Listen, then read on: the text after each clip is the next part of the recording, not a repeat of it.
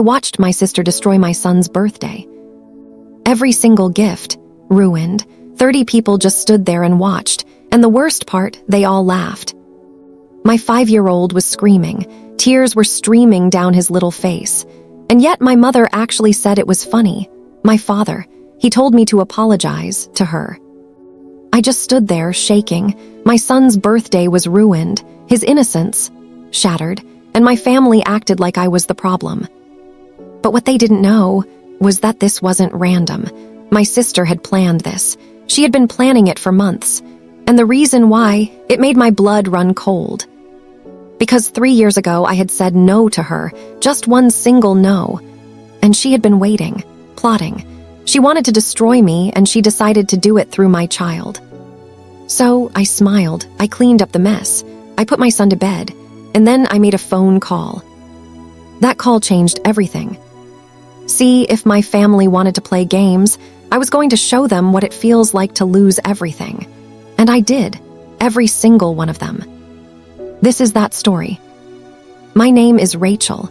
I'm 32 years old, and until 6 months ago, I thought I had the perfect family.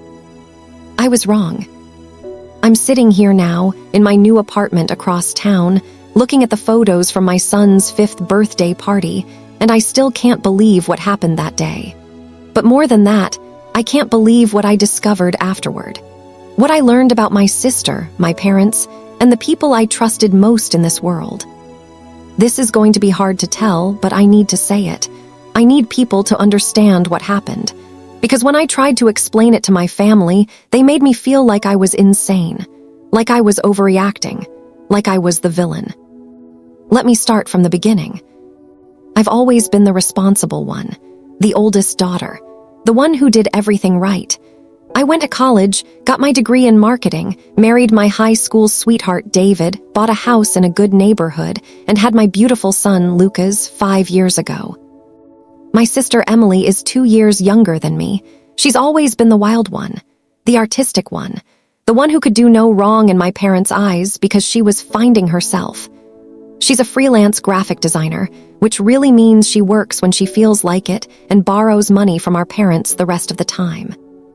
Growing up, I was expected to be perfect, straight as, no boyfriends until college, home by curfew, help with dinner, do the dishes, watch Emily while mom and dad went out.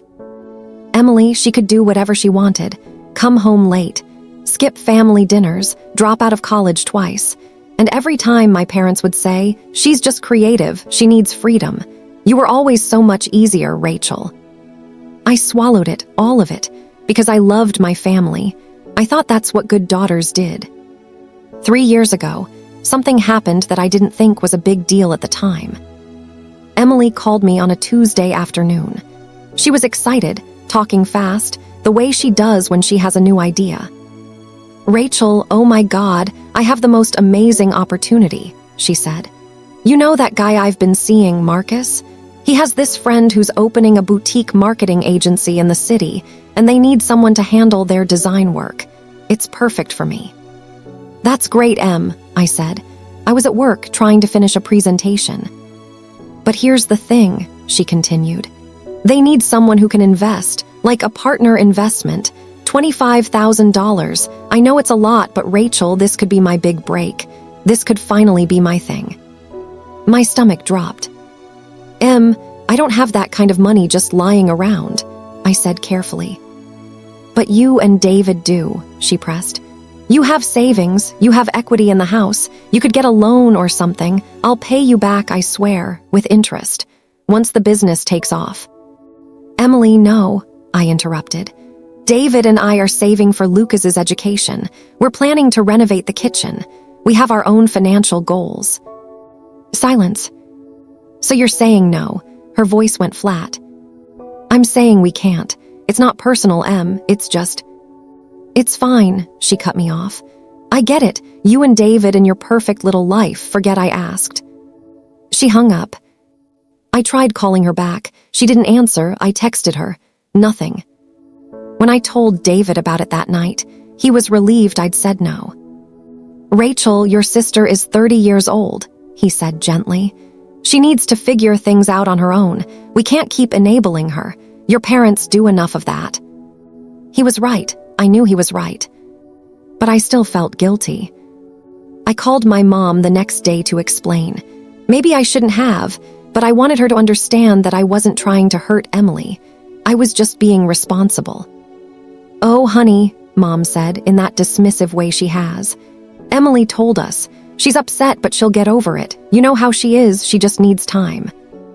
"I feel bad," I admitted. "Don't," Mom said. "You have to do what's right for your family. Emily will figure something out, she always does." And that was that. Or so I thought. Emily barely spoke to me for 6 months after that. She'd show up to family dinners, be polite but cold, and leave early. I tried to reach out. I invited her to lunch. I sent her birthday gift. I tried to include her in Lucas's life. She was cordial, but distant. Eventually, things seemed to get better. She started texting me again, coming over to visit Lucas, liking my photos on social media.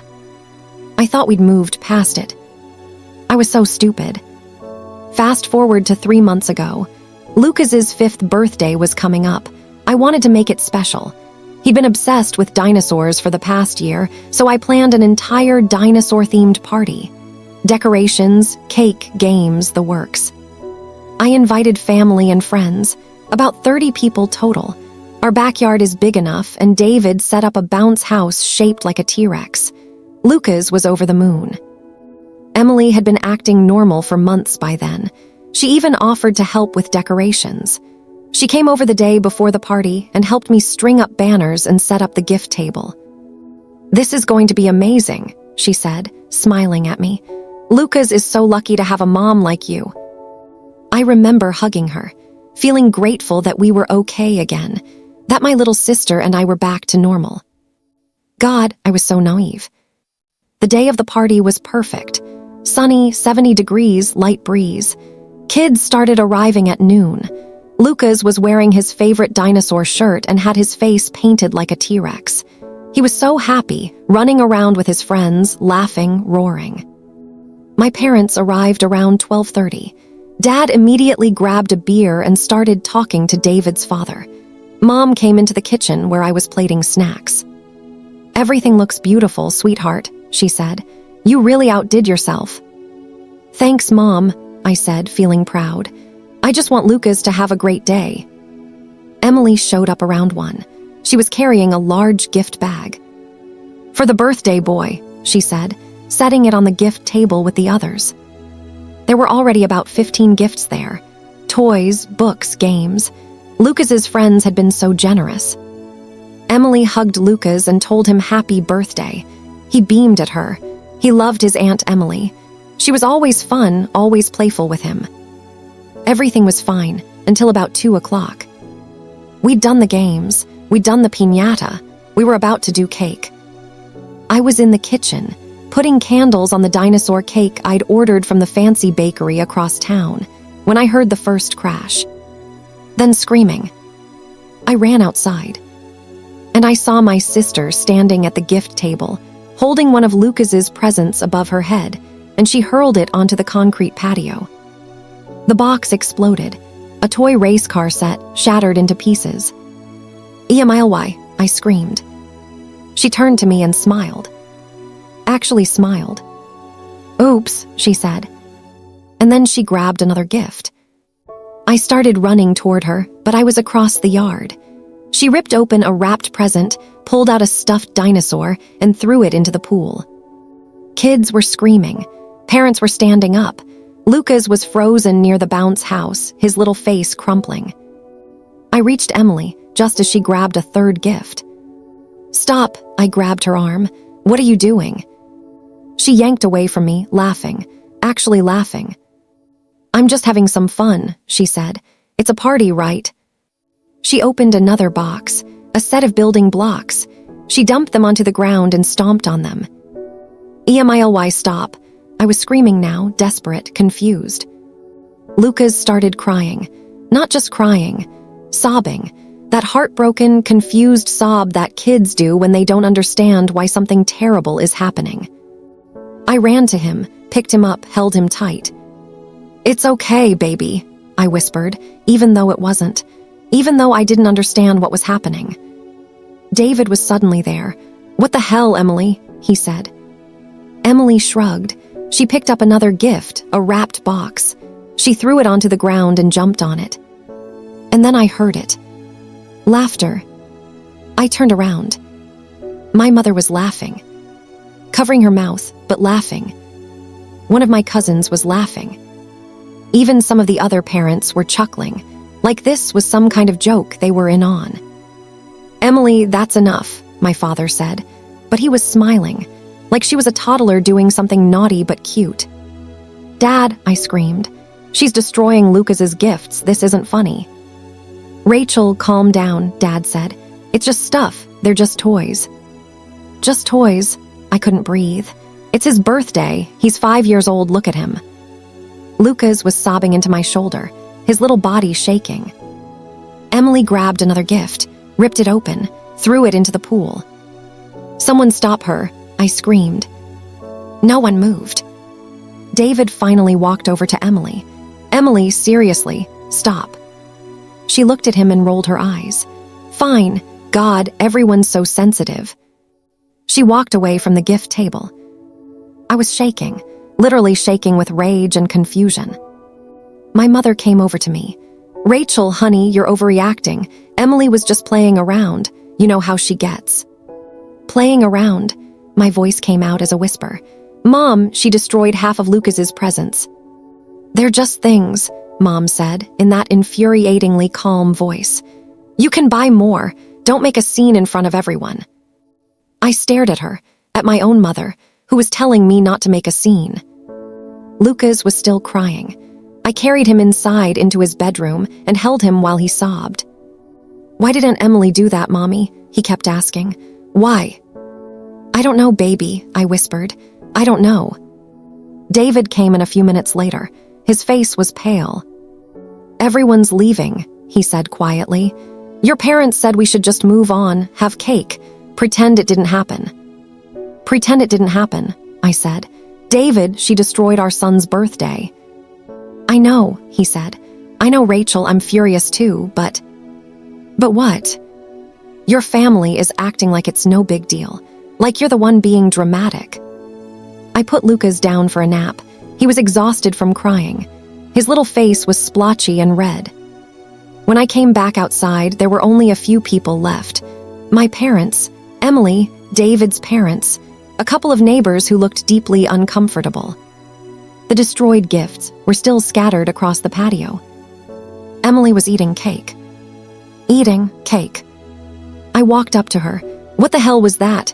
I said quietly, dangerously. She looked up at me and her eyes were cold. So cold. "Just a joke, Rachel," she said. "Learn to take a joke." "A joke," my voice was rising. "You traumatized my son on his birthday." "Oh, please," she rolled her eyes. "He'll get over it. Kids are resilient." "Why?" I demanded. "Why would you do that?"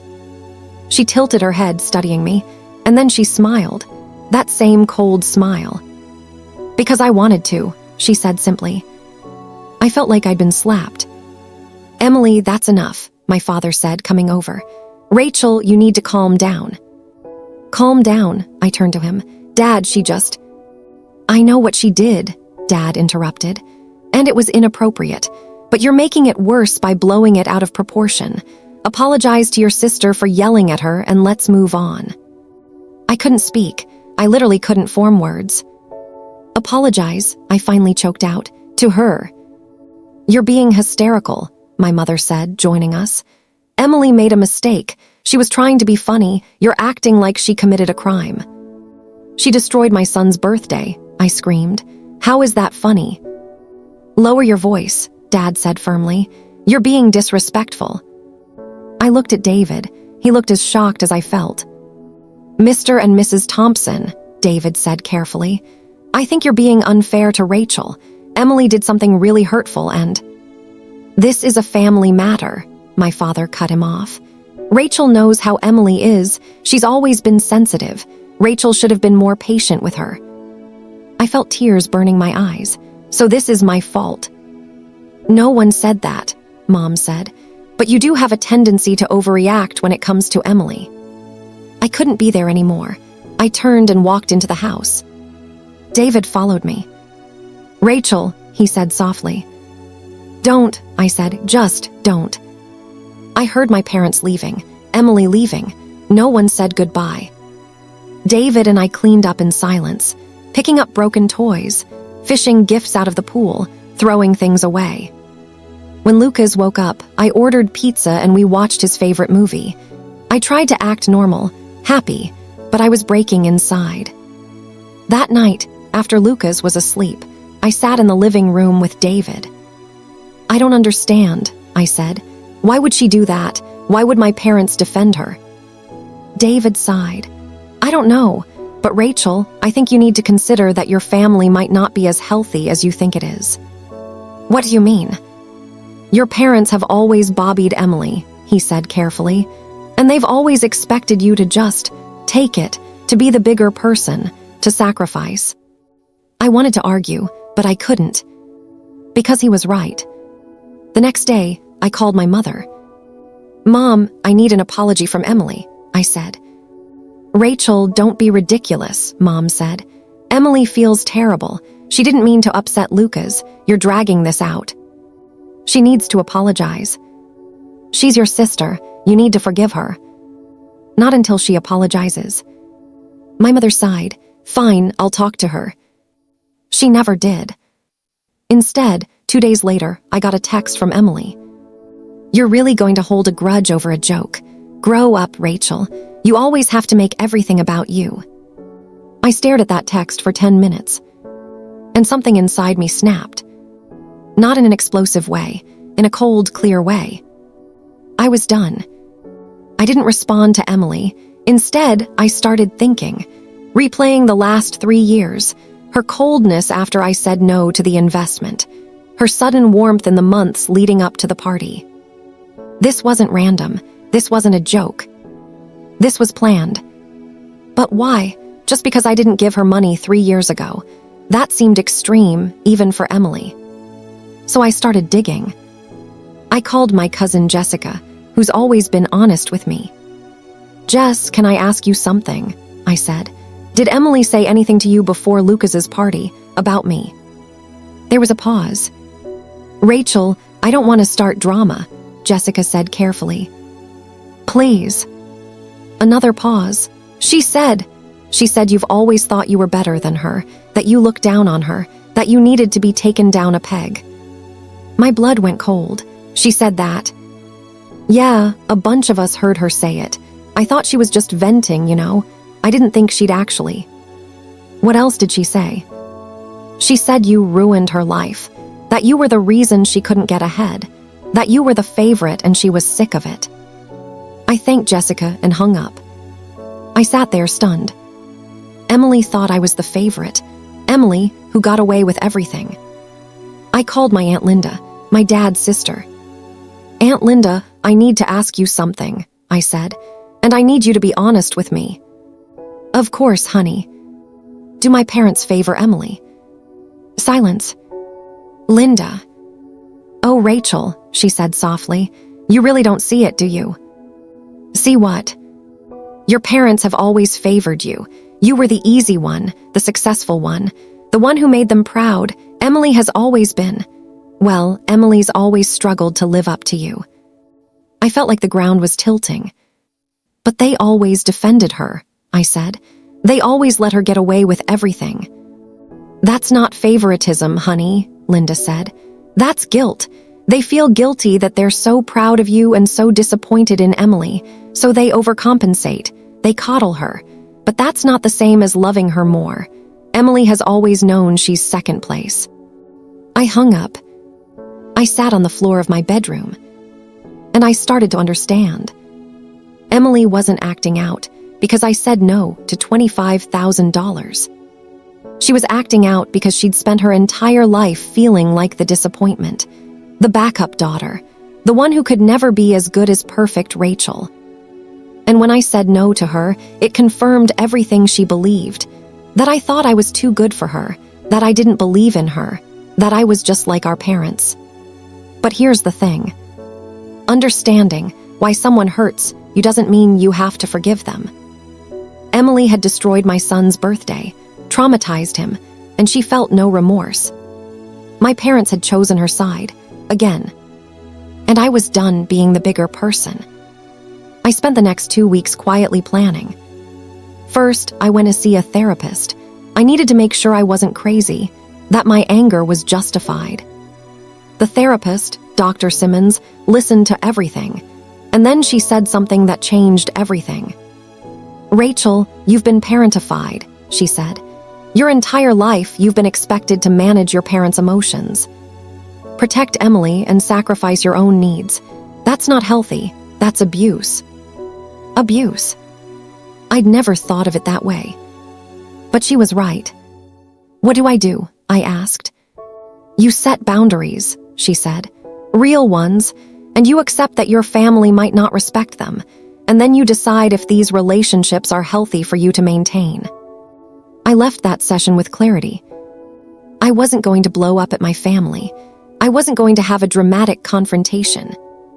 I was going to calmly, methodically, remove them from my life. But first, I was going to make sure they understood exactly what they'd done. I started with documentation. I made copies of every text message, every voicemail, every email from the past 3 years. I documented Emily's behavior, my parents' enabling. Then I called a family meeting.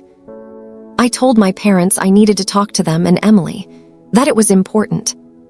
They agreed, probably expecting me to apologize. We met at my parents' house. David came with me for support. We sat in the living room. Mom brought out coffee. Dad looked impatient. Emily looked smug. "Thank you for meeting with me," I started calmly. "I've been doing a lot of thinking since Lucas's birthday." "Rachel, if you're going to lecture us," Dad started. "I'm not," I interrupted. "I'm going to speak, and you're going to listen, and then I'm going to tell you how things are going to be moving forward." Mom frowned. "Rachel, don't be dramatic." "Dramatic," I repeated. "That's an interesting word, because for the past 2 weeks I've been told I'm overreacting, being dramatic, making a big deal out of nothing." "You are," Emily muttered. "Emily, on Lucas's 5th birthday, you intentionally destroyed approximately 15 birthday gifts in front of 30 guests, traumatizing a 5-year-old child," I said, my voice even. "That's not nothing. That's calculated cruelty." "It was a joke," Emily said.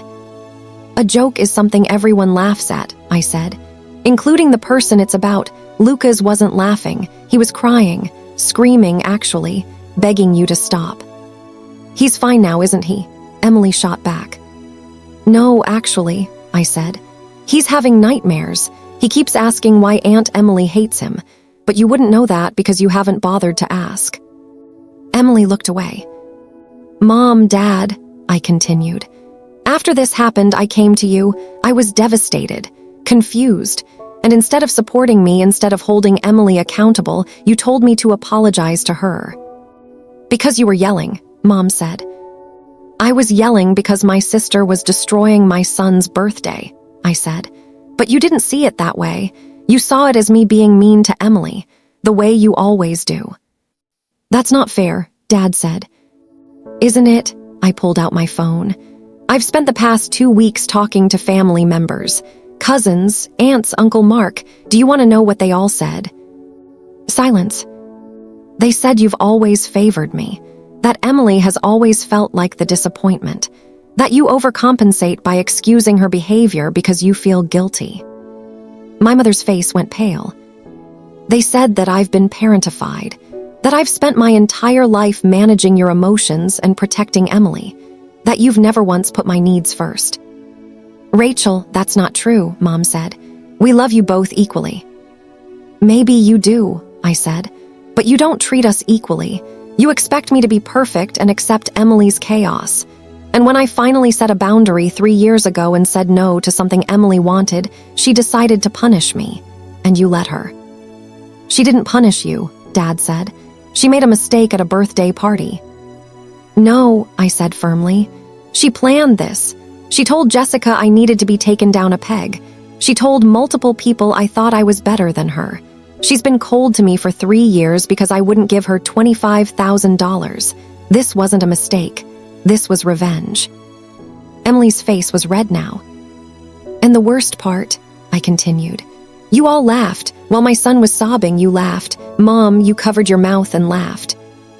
I was uncomfortable, Mom protested. You were amused, I corrected. And when I begged someone to stop her, you told me to calm down. You told me I was overreacting. You prioritized Emily's feelings over my son's trauma. The room was silent. So here's what's going to happen, I said. Emily, you're not welcome in my home anymore. You're not welcome around Lucas. If you want a relationship with me in the future, you will attend therapy, you will issue a genuine apology, and you will work on yourself. Until then, we're done. Rachel, Mom stood up, you can't. Mom, Dad, I continued. You are on a probationary relationship with me. You will attend family therapy with me. You will acknowledge the harm you've caused. You will stop making excuses for Emily. And you will treat me with the same grace you've always given her. If you can't do that, you also will not have access to me or Lucas. You're being ridiculous, Dad said. I'm being healthy, I said. I've allowed you to mistreat me my entire life because I thought that's what family did. But I have a son now, and I will not model this dynamic for him. I will not teach him that it's okay to sacrifice yourself for people who don't respect you. We're your parents, Mom said, tears in her eyes. You can't just cut us off. I can, I said, and I will if you don't make changes. You have 1 week to think about it. If you want to do family therapy, call me. If not, I'll know where I stand. I stood up. David stood with me. Lucas deserved better on his birthday, I said, and I deserve better every day. I hope you can see that. We walked out. My hands were shaking. My heart was pounding. But I felt lighter than I had in years. David squeezed my hand as we drove home. I'm so proud of you, he said. I think I just nuked my entire family, I said. You set boundaries, he corrected. That's not the same thing. For 3 days, I heard nothing. Then, on day 4, Emily called me. I didn't answer. She left a voicemail. Rachel, you're insane. You've completely overreacted to everything. Mom is crying every day. Dad is furious with you. You're tearing this family apart over a stupid birthday party. I don't know what your problem is, but you need to get over yourself. I saved the voicemail. On day 5, my mother called. I answered. Rachel, she said, her voice cold. Your father and I have discussed it. We will not be attending therapy. We don't need therapy. You're the one who needs help. You're being vindictive and cruel. Okay, I said calmly. Okay, she sounded shocked. Okay, I repeated. That's your choice. I respect it. And my choice is to no longer have a relationship with people who don't respect me. You're really going to throw away your family over this? You threw me away the minute you laughed while my son sobbed, I said. You just didn't realize it yet. I hung up. David held me while I cried that night. Did I do the right thing? I asked him. Yes, he said firmly. Rachel, they've been hurting you your whole life. You finally stood up for yourself. That takes courage. It doesn't feel like courage, I said. It feels like I'm falling apart. You're not falling apart, he said. You're breaking free. Over the next month, things got worse before they got better. My parents turned the rest of the family against me, told everyone I was being dramatic, that I'd cut them off for no reason, that I was keeping Lucas from his grandparents out of spite. Some family members believed them. They sent me messages telling me I was wrong, that I should forgive and forget, that family is forever. But others reached out with support. Jessica, Aunt Linda, my cousin Mark. We've watched your parents do this to you your whole life, Mark told me. We're glad you finally said enough. Emily posted on social media. Vague posts about fake family and people who hold grudges. Our mutual friends started asking me what happened. I didn't engage. I didn't explain. I just quietly unfollowed her and kept living my life. David's parents were incredible. They stepped in as Lucas's grandparents. They came to his events. They babysat. They loved him without conditions. And slowly, I started to heal. I kept going to therapy. I worked through the guilt, the anger, the grief of losing my family of origin. Dr. Simmons helped me see that I hadn't lost them. They'd never really been there in the first place, not in the healthy way I needed. Then, 2 months after the confrontation, something happened. I got a call from Aunt Linda. "Rachel, I need to tell you something," she said, "and I'm only telling you because I think you have a right to know." "Okay," I said, my stomach tightening. "Your parents are in financial trouble," she said. "Bad trouble. They took out a second mortgage on their house 5 years ago to help Emily start various businesses. None of them worked out. They've been draining their retirement trying to support her, and now they're about to lose the house." I sat down. "What?" "Emily asked them for money after you said no," Linda continued. "They gave it to her, all of it, $25,000, it's gone, and she kept asking for more. They couldn't say no to her." My head was spinning. "Why are you telling me this?" "Because they're planning to ask you for help," she said. "They're going to guilt you into giving them money. They're going to say it's family, that you owe them, and I wanted you to know the truth before they do." "Thank you," I whispered. 2 days later, my father called. "Rachel, we need to talk," he said. "About what?" "Can we come over?" I almost said no, but curiosity got the better of me. "Fine, this weekend." They showed up on Saturday. They looked terrible, older, tired. My mother's eyes were red. My father looked defeated. We sat in the living room. I didn't offer coffee. "Rachel, we made a mistake," Dad started. "We should have supported you better after the birthday party." I waited. "We want to make things right," Mom said. "We want to be in Lucas's life. We miss him. We miss you." "Okay," I said.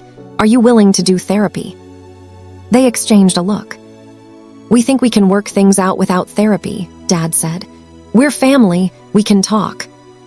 "No," I said. "My boundary was clear. Therapy or no relationship." "Rachel, we can't afford therapy right now," Mom blurted out. And there it was. "Can't afford it," I repeated. "But you could afford to give Emily $25,000 3 years ago." They both froze. "How do you know about that?" Dad asked. "Does it matter?" I said. "You gave her the money I refused to give her, and according to Aunt Linda, you've given her a lot more since then, and now you're broke." Mom started crying. "We didn't want to burden you." "But you're here now," I said. "Why?" "Because we need help," Dad admitted. "We're about to lose the house. We need money," I finished. "You need money." "A loan," Mom said quickly. "We'll pay you back." I laughed, actually laughed. It came out bitter and sharp. "Let me get this straight," I said. "You chose Emily over me. You defended her when she traumatized my son. You refused to hold her accountable. You gave her all your money. You refused my offer of therapy, and now you want me to give you money." "We're your parents," Dad said desperately. "You're right," I said. "You're my parents, and you've shown me repeatedly that I don't matter to you, that Lucas doesn't matter to you, that Emily's feelings will always come first." "That's not true," Mom sobbed. "Then why are you here asking for money instead of asking for a relationship?" I said. "You didn't come here to apologize. You didn't come here to do the work. You came here because you're desperate and you think I'll cave because that's what I've always done." Silence. "Not giving you money," I said. "I'm not rescuing you from the consequences of enabling Emily." "She's your sister," Dad said. "She's your daughter," I shot back. "And you've destroyed your own lives trying to fix hers." "That's not my responsibility." "So you're just going to let us lose everything," Mom said. "You already lost everything," I said quietly. "You lost me, you lost Lucas, you chose Emily's comfort over our well-being. This is the consequence of that choice." "You're heartless," Dad said, standing up. "No," I said. "I'm finally putting my heart in a place where it will be protected, and that's not with you."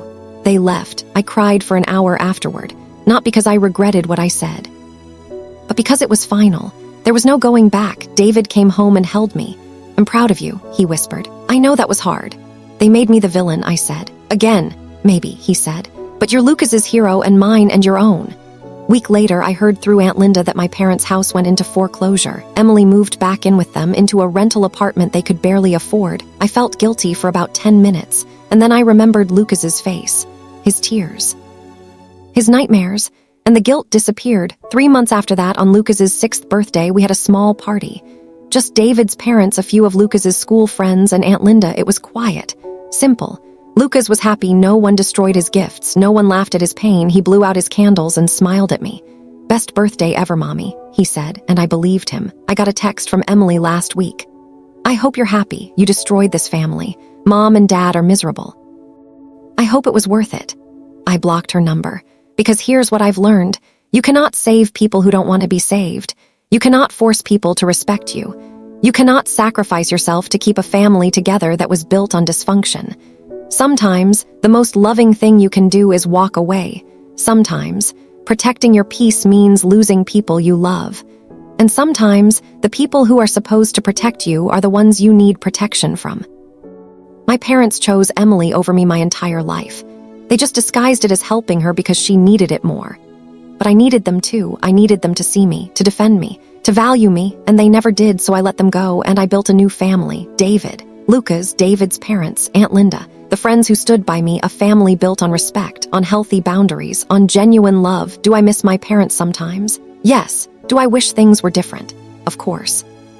But I don't regret my choice, because every time I look at Lucas, I remember why I did it. I did it so he would grow up knowing he deserves better. I did it so he would never accept being treated as less than. I did it so he would understand that family is more than blood. Family is respect. Family is safety. Family is love without conditions. And if the people who share your blood can't give you that, then they're not your family. They're just people you used to know. I'm Rachel. I'm 32 years old. I set boundaries with my toxic family, and I don't regret it for a second. Because the day I chose myself and my son over people who refused to choose us back, that was the day I finally became free.